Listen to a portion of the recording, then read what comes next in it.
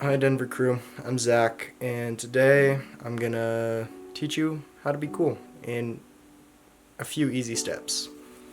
Let's go. Alright, first things first, gotta get dressed and know how to dress cool.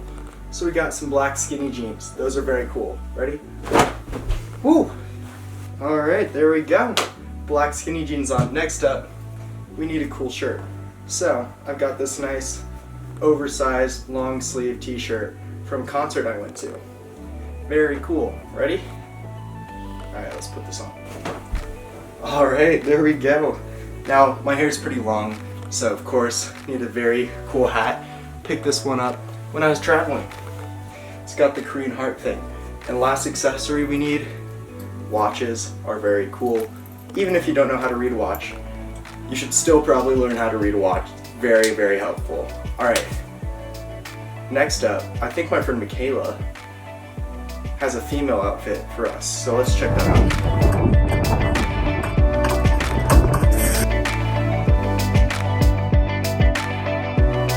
Hope you enjoyed that. But yeah, you're all probably wondering, why the heck is this dude who I don't even know trying to tell me how to be cool? Well, let me tell you.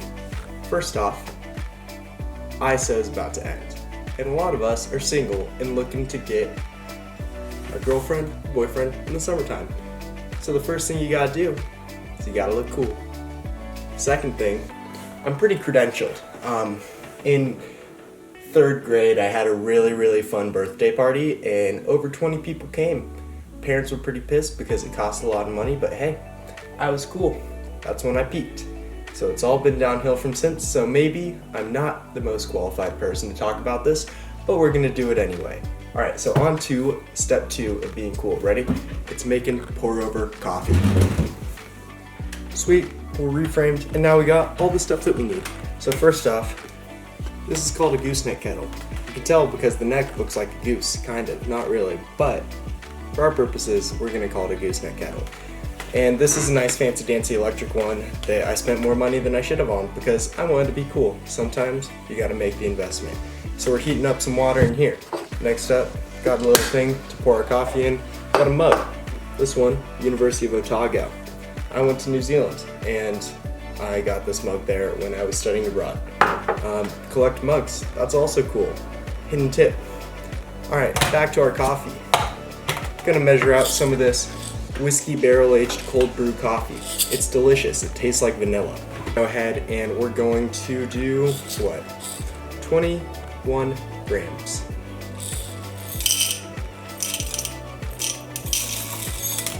If you lose a couple beans, that's fine. You can just have another snack. That one's not very cool, but it's tasty. Sweet. 21 grams. Oh man, I need a little water real quick. Hydration. Also very cool. So sweet, we've got 21 grams locked up in this little bad boy. So we're gonna close that up. We're gonna grab this. And also, forgot to grab the star of the show, the pour over thing itself. So now, I messed up. Gotta put the beans, in the top part. Close that bad boy up. And then we gotta crank it, and this might take a while.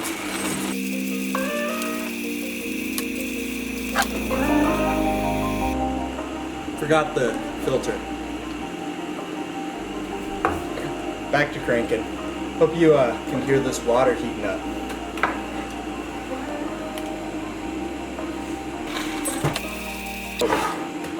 This right here, this guy, his name is Charles. Plants, very cool. We love the environment. Back to cranking.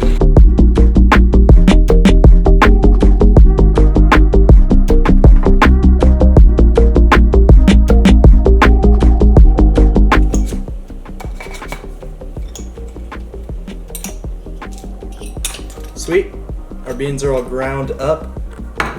Gonna switch to a little overhead view. Let's get making some pour overs.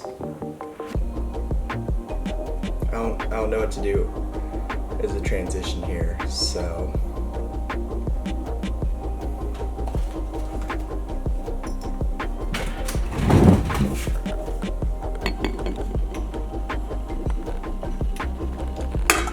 Alright, so we got our little pour over station set up over here, looking way hipper than it really needs to, honestly.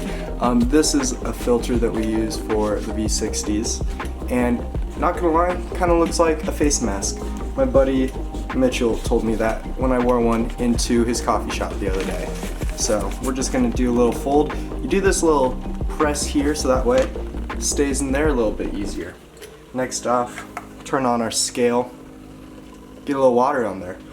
So we're pre-wetting the filter. What this does is it helps get rid of all of the filter flavor that would be extracted when we're making our pour over coffee, which is not what we want. So I normally just pour out about 150-ish grams of water into there.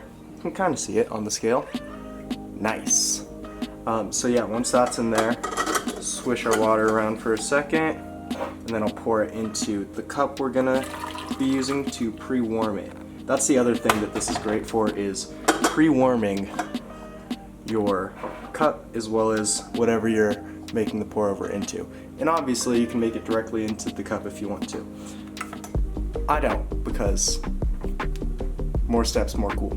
I don't think that's the thing. But here we go. We have our crushed up coffee beans, our ground coffee beans. We're gonna pour those in. And we got the scale on just to make sure we have about the same amount that we started with. Sometimes we'll lose some, sometimes we'll gain a little extra. But yeah, there we go. Looks like we've got 20, right on the dot, about 21 grams of coffee in there. So we should be pretty set. So now, next thing, I'm just gonna kind of flatten the bed out a little bit. All right, sweet. Next up, this is called the bloom. So I'm gonna pour about 30 grams of water in here. And what that's gonna do is it's gonna release all the gases inside of this coffee. All right, about 30 grams. That's 35, good enough. And so we want that going for about 40 seconds. One thing I like to do, I like to agitate it. So I spin it about, sometimes I take like a little rod and I mix it up so all the beans evenly kind of get exposed to the air and are allowed to have their gases come out. I didn't explain or say that very well at all. But yeah, all right, we're at 20 seconds. We're going to get about an 18-to-1 ratio of water to beans. So we're gonna go around 300-ish grams of water. I normally do about 320 after the bloom. All right, and bloom is done. So we're gonna pour this, see if we can make it last for about 15 seconds. And we're just gonna do 60 grams. Boom. And let that sit until 1 minute, 10 seconds. Now we wait.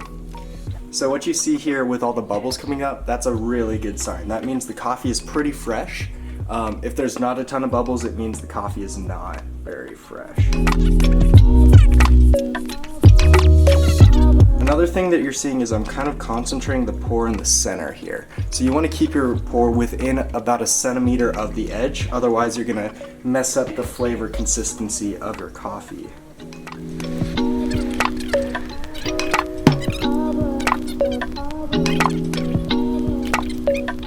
So the way we try to do this is you try to keep a consistent flow rate going the entire time, so that way all the coffee gets extracted pretty evenly.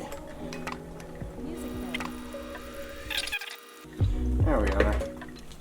Sweet, and that should be a good extraction for me. Awesome. Yeah, and we're at a pretty solid time.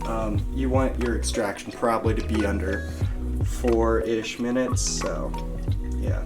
We're almost 3 minutes for the real extraction, and then 40 seconds for our bloom time.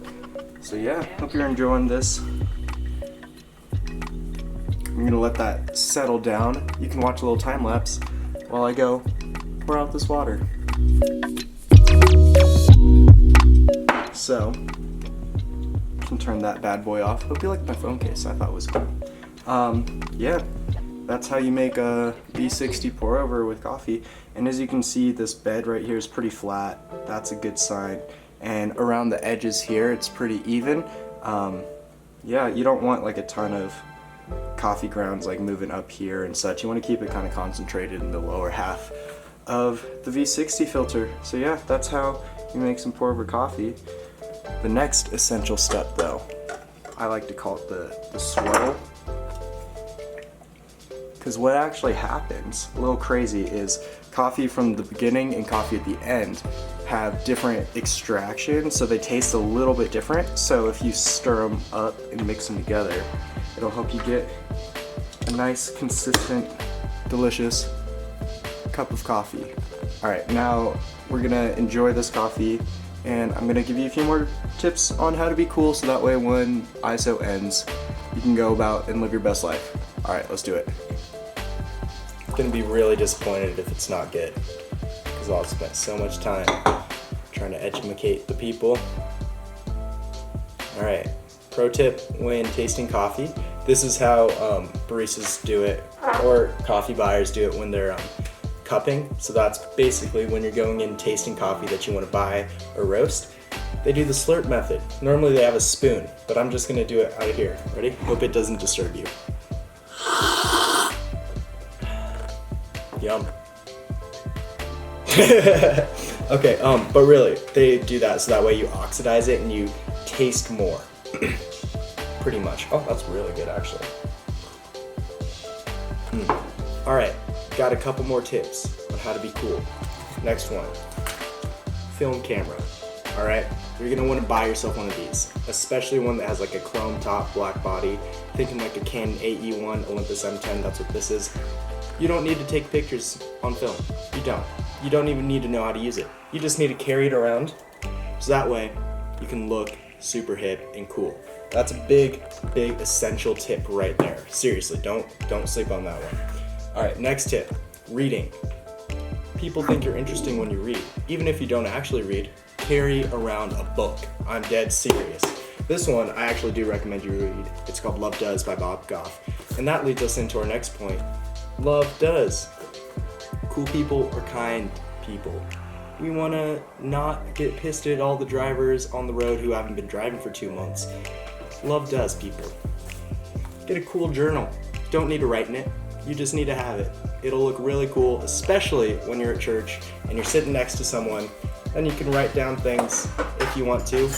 I'm teaching people how to be cool. Oh. Yep, you can see yourself. Hi. This is Bill, my dad. Very cool. All right, back to it.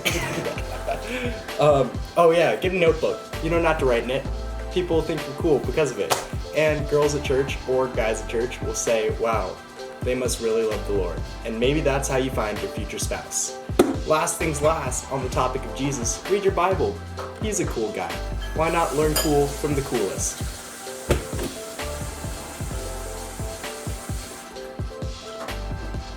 So this has been Zach from DU Crew, wearing my black skinny jeans and large t-shirt.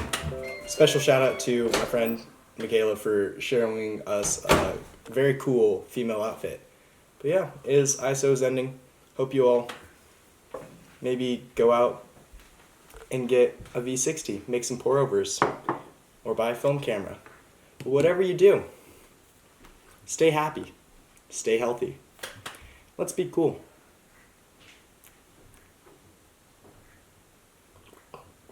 Oh, such a weird outro. Oh my gosh, we're just gonna stick with it.